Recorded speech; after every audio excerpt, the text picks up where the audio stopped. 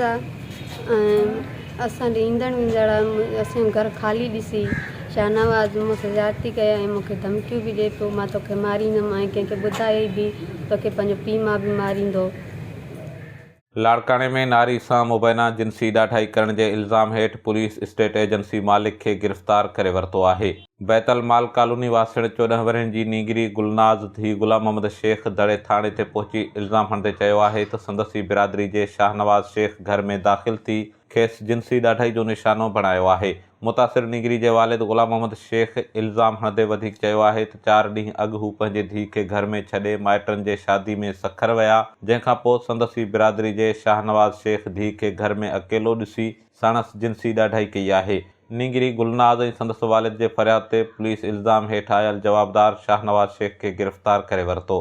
इन हवाले सां इल्ज़ाम हेठि आयल शाहनवाज़ शेख जो चवणु आहे त हू स्टेट एजेंसी जो कमु कंदो आहे। कुझु महीना अॻु गुलाम मोहम्मद शेख खे 9 लख रुपयनि में घर ख़रीद करे ॾिनो, जंहिंमां हुननि खेसि 5 लख रुपया अदा कया, जन त 4 लख रुपया रहियल आहिनि। हुन चयो त रहियल पैसा घुरण तां मथसि कूड़ो बहितान हणी खेसि ब्लैकमेल करण जी कोशिश कई वई आहे। ॿिए पासे दड़े पुलिस जो चवणु आहे त मामले जी मुख़्तलिफ़ रुख़नि खां जांच कई पई वञे। असुल हक़ीक़त साम्हूं अचण बाद वधीक कार्रवाई कई वेंदी। मां स्टेट एजेंसी जो कमु कंदो आहियां। ये बेकार में बेकार माण्हू इन सां मां मदद कई, जॻह इन्हनि खे वठी ॾिनी आहे। मां 8.5 लखनि में जॻह, 9 लखनि में जॻह पइजी वई आहे जेके मां हिनखे वठी ॾिनी आहे। हाणे इन्हनि 5.5 लख रुपया मूंखे ॾिना आहिनि उन जॻह में, बक़ाया पैसा अथनि। उन्हनि मूंखे ज़ोर रखियो आहे। मां एजेंसी जो कमु कंदो आहियां, मूंखे चवंदा पैसा ॾियो। मां इन्हनि को पैसनि जो ज़ोर रखियो, मुंहिंजो पैसा ॾियो।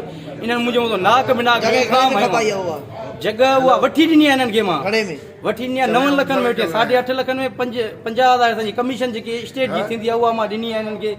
9 लखनि में जॻह वठी इन्हनि कुल 5.5 लख रुपया मूंखे चटी में ॾिना आहिनि। बक़ाया पैसा हिननि ॾे रहियल आहिनि। मां हिनखे चयो पैसा ॾियो अॻिलनि खे, अॻिला पैसा घुरनि था। उन्हनि ते हिननि मुंहिंजो मुंहिंजो इल्ज़ाम ॾिनो आहे बेगुनाह। मां चवंदो DNA करायो। DNA में जेकॾहिं मां ग़लति आहियां, मूंखे खून जी सज़ा बि न आहे, गोली जी सज़ा आहे। मूंखे नाक में नाक ब्लैकमेल कनि था। मूंखे कल्ह को वठी ब्लैकमेल कयो अथनि, 3 ॾींहं को वठी ब्लैकमेल। मां चयो क़ुर मूंखे खणायो, बच्चा मूंखे झोली में ॾेई मूंखे बाह में लायो। मां अॼु बि साफ़ आहियां, सुभाणे बि साफ़ आहियां। मां सां नाइजाइज़ी न कयो, मुंहिंजो हक़ थो, उनखे पैसा ॾियो। इहा ई ॻाल्हि कई आहे। उन ते मुंहिंजो इल्ज़ाम हयो अथनि। HSTV news Larkana.